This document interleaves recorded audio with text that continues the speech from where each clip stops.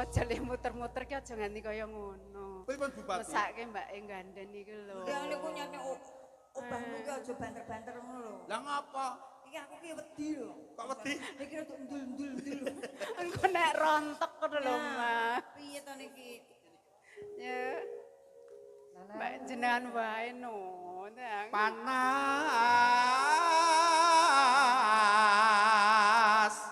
udan.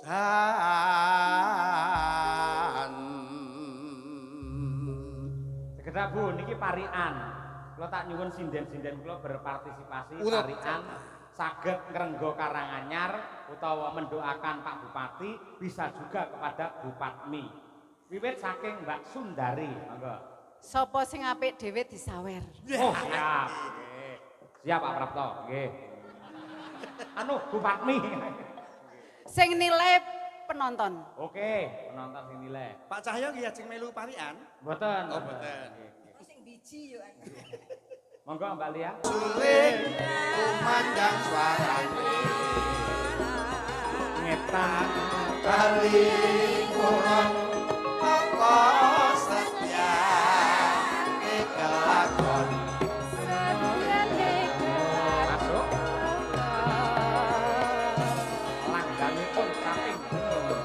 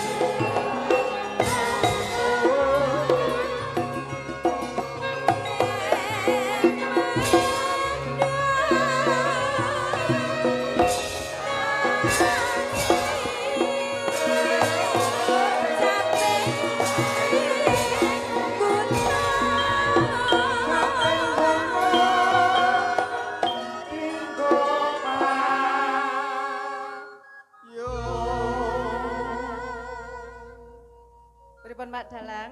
Wah, luar biasa nggih. Jenengan suwantene yo latihane yo ning endi? Apa diajari wae aku yang dadi sinden. Diajari karo Bu Kesi apa Mbok Lah Ganden. niki ngajari jenengan payu niki do prei kabeh terusan. Lah nek sing ngajari Bu Kesi genah. Bu Kesi. Jurusannya wong piyambake dosen anu karawitan.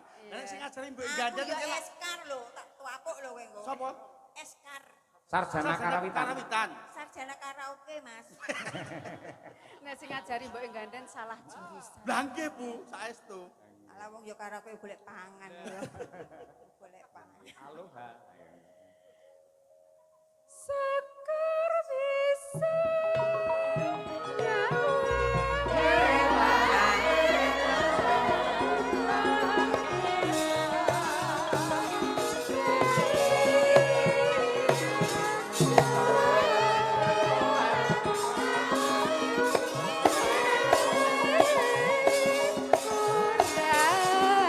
Kurailah